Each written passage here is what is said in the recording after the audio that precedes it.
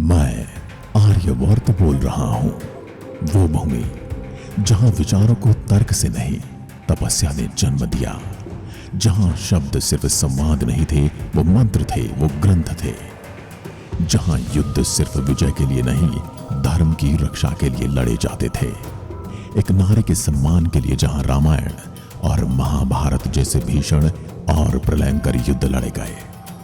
आज मैं आपको बताऊंगा मेरी इस धरा का विस्तार कहां तक था, कितना विशाल था मैं, कौन कौन से देश मेरा हिस्सा थे और क्या क्या दिया है मैंने इस विश्व को। क्या आज का भारत ही आर्यवर्त है या इससे कहीं ज्यादा थी मेरी सीमाएं? आज की दुनिया में जो ज्यादा विनाशकारी है वही बलवान कहलाता है, पर मेरे समय में जो ज्ञान, विज्ञान, शोध और मानव कल्याण के कार्य करते थे वही बलवान और महान कहलाते थे। मुझे मत मापो अपनी सीमाओं से, क्योंकि मेरी सीमाएं कभी भौगोलिक रही ही नहीं। मेरी सीमाओं को पृथ्वी के टुकड़ों में मापना या तो मूर्खता है या ज्ञानता। मैं वहां भी था जहां बोध गया की शांति थी, जहां तक्षशिला का ज्ञान था और जहां नालंदा की लौ चल रही थी। उस समय भी जब बाकी दुनिया ने शिक्षा का महत्व क्या मतलब ही नहीं समझा था। मैंने बुद्ध को देखा है ध्यान में डूबा हुआ, मैंने कृष्ण को सुना है कुरुक्षेत्र में गीता का उपदेश देते हुए, मैंने अशोक को देखा है जब वह सम्राट से समर्पित साधु बन गया। मैं आर्यवर्त हूं, जिसने दुनिया को शून्य दिया, जिसने अणु को समझा और जिसने ब्रह्मांड को आत्मा से जोड़ा। जब रोम ईंटों से बन रहा था मैं आकाश में पंचांग लिख रहा था। जब यूरोप जंगलों में था मैं सूर्य की गति माप रहा था। जब बाकी सभ्यताएं पत्थरों में उलझी थी मैं ध्वनि को संस्कृत की लहरों में पिरो रहा था। कभी कभी मुझे मिथक कहते हो, कल्पना कहते हो, किंवदंती कहते हो, लेकिन सत्य ये है कि मैं वो धड़कन हूं जिसने समय से पहले चलना सीखा। मैंने समय को रोका नहीं, उसे दिशा दी है। मैंने इतिहास को लिखा नहीं, उसे जिया है और आने वाली पीढ़ियों के लिए उसे संजोकर भी रखा है। आज भी जब तुम अपनी जड़ों से जुड़ते हो तो मैं फिर से जागता हूं तुम्हारी चेतना में, तुम्हारे संस्कारों में और तुम्हारे संघर्षों में। मैं आर्यवर्त हूं, मैं मिटा नहीं, मैं विस्मृत नहीं, मैं वही हूं जहां सत्य, धर्म और आत्मबल आज भी जीवित है। मैं आर्यवर्त बोल रहा हूं, जिसके हर कण में वेदव्यास, वाल्मीकि, कणाद, सुश्रुत, विश्वामित्र, तुलसीदास जैसे ज्ञानी और ऋषि, कोई अशोक, कोई विक्रमादित्य, कोई राजा भोज, कोई बप्पा रावल, कोई महाराणा प्रताप, कोई भगत सिंह, कोई सुभाष, कोई शूरवीर हमेशा जीवित है। मैं वो धरती हूं जिसने स्वयं को धर्म युद्ध से पवित्र किया है, महाभारत के उस महासंग्राम के माध्यम से जो 3137 ईसा पूर्व में लड़ा गया था। यह युद्ध न तो मान्यताओं के लिए लड़ा गया था और न ही किसी मजहब के लिए, यह लड़ा गया था न्याय के लिए। आज से पूरे 5158 वर्ष पहले। और जब तुम सिंधु घाटी की सभ्यता को देखते हो तो जान लो वो भी 6000 वर्ष पुरानी है। हाँ, वही सभ्यता जो उस युग में भी जीवित थी जब प्रभु श्री राम वनवास से लौटे थे। और तब भी जब महाभारत का युद्ध हो रहा था, मैं तब भी था जब राजा हरिश्चंद्र ने एक राजा होते हुए भी वाराणसी के घाट पर मुर्दे जलाने का कार्य किया। तब भी जब अर्जुन के गांडीव के टंकार से पूरा विश्व कांप उठा था। और तब भी जब भारत मुगलों से और उसके बाद अंग्रेजों से संघर्ष कर रहा था। आर्यवर्त ये कोई शब्द नहीं है, यह हमारी पहचान का वेदों से निकला मंत्र है, जिसे उच्चारित करते ही हमारे पूर्वजों की तपस्या, पराक्रम और पवित्रता जाग उठती है। हालांकि वेद, महाभारत, मनुस्मृति और अन्य ग्रंथों में आर्यवर्त की सीमाएं भिन्न भिन्न बताई गई हैं, क्योंकि आर्यों का विस्तार समय के साथ सिकुड़ता और फैलता रहा है। ऋषि दयानंद कहते हैं, उत्तर में हिमालय, दक्षिण में विंध्याचल, पश्चिम में अटक नदी और पूर्व में दृष्टद्वती नदी तक फैला था आर्यवर्त। ये वही धरती थी जहां तप और तेज का संगम होता है। आज जिसे तुम अफगानिस्तान, ईरान, चीन, श्रीलंका और कजाकिस्तान कहते हो, ये सभी कभी आर्यवर्त की हृदय भूमि रहे हैं। समय के काल चक्र ने कुछ ऐसी चाल चली कि अधर्म आगे बढ़ने लगा और आर्यवर्त यानी मैं सिकुड़ने लगा। मनुस्मृति कहती है, पूर्व समुद्र से पश्चिम समुद्र तक, हिमालय से विंध्याचल के मध्य तक फैला क्षेत्र ही प्राचीन आर्यवर्त था। कन्याकुमारी उस समय की सीमाओं में नहीं आता था।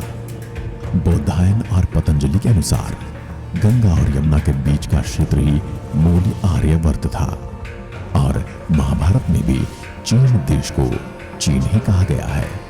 आर्यवर्त में एक छोटा लेकिन अत्यंत पवित्र क्षेत्र था, ब्रह्मवर्त, जो सरस्वती और दृश्यद्वती नदी के बीच में स्थित था।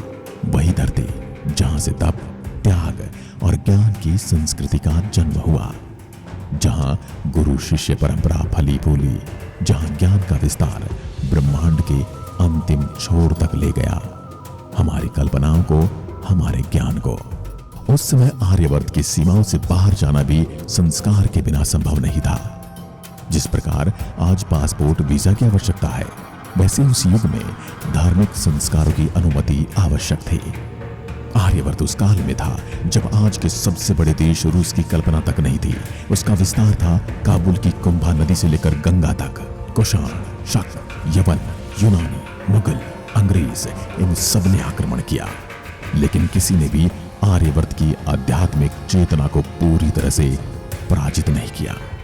सबने यहां धन लूटा, लोगों को मारा, मंदिरों और गुरुकुलों और विश्वविद्यालयों को जलाकर राख किया। परंतु जो ज्ञान की भावनाएं रक्त में समा चुकी हों, उन्हें कौन बाहर कर सकता है?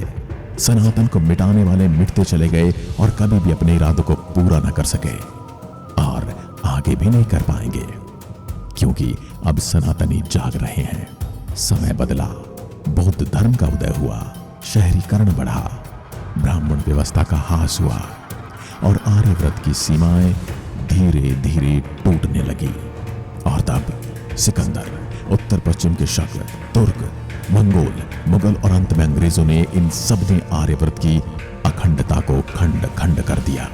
रामायण और महाभारत में वर्णित महान पुरुष श्री राम, श्री कृष्ण, भीष्म, अर्जुन, कर्ण, वीर अभिमन्यु, एकलव्य, विदुर, चाणक्य इसी आर्यवर्त के पुत्र थे।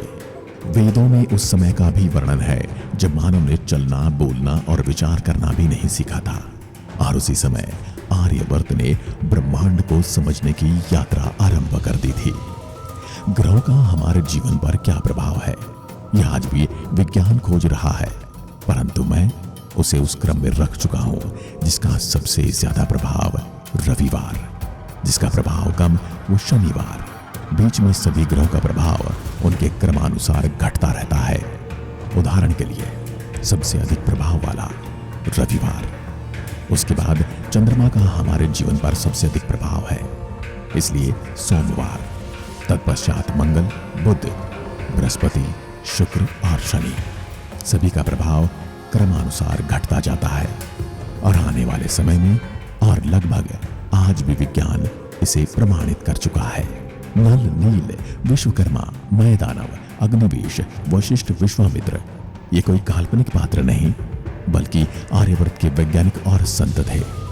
हमने अजंता की गुफाओं में कैलाश बनाया, जिसकी उम्र न विज्ञान बता सकता है और न कोई आधुनिक खोज। और वो मंदिर बना कैसे, उसका पत्थर कहाँ गया, किस औजार से बनाया गया होगा, ये आज का विज्ञान पता नहीं कर पाया है। और मेरी इस भूमि पर रहने वालों ने उसे बनाकर छोड़ दिया बताने के लिए कि सनातन जड़ें और आर्यवर्त कितना प्राचीन और उन्नत था। परंतु समय के प्रवाह में लोग भोजन और आवास की तलाश में इधर उधर गए, नई सीमाएं बनी, नई संस्कृतियां जन्मी, पर आर्यवर्त की आत्मा कहीं नहीं गई। माने जाते हैं आर्यवर्त के प्रथम सम्राट, जिन्होंने धर्म और नीति के मूल सूत्र बनाए। उनके बाद हजारों वर्षों तक कोई युद्ध नहीं हुआ, और फिर जब महाभारत का महासंग्राम हुआ तो उसके साथ आर्यवर्त की सीमाएं भी दरक गई। 24 बार भारतवर्ष को टुकड़ों में बांटा गया, कभी शक, कभी यूनानी, कभी मुगल और फिर अंग्रेज। इतिहास गवाह है, आर्यवर्त ने कभी भी अफगानिस्तान, श्रीलंका, नेपाल, भूटान जैसे भूभागों पर आक्रमण नहीं किया, क्योंकि वे आर्यवर्त का ही हिस्सा थे। और अपने हिस्से पर कौन आक्रमण करता है? 1876 से पहले ये सभी अखंड भारतवर्ष का अभिन्न अंग थे। जब 1857 में स्वतंत्रता की ज्वाला उठी तो अंग्रेजों ने फूट डालो राज करो का षड्यंत्र सबसे पहले रचा, अफगानिस्तान को अलग किया और फिर क्रमशः 1947 तक अखंड भारत को टुकड़ों में बांटा गया। नवीनतम टुकड़ा बांग्लादेश और पाकिस्तान है। सिंगापुर को तुम आज सिंगापुर कहते हो, कंबोज को कंबोडिया, जावा, सुमात्रा, मलेशिया, ये सब आर्यवर्त के सांस्कृतिक प्रदेश थे जहां पर आज भी सनातन और आर्य सभ्यता देखी जा सकती है। आज तुम भारत को एक देश मानते हो, पर सच ये है कि भारत आर्यव्रत का केवल एक प्रांत मात्र है। मैं आर्यवर्त हूं। मैं किसी भूगोल की सीमाओं में नहीं बनता।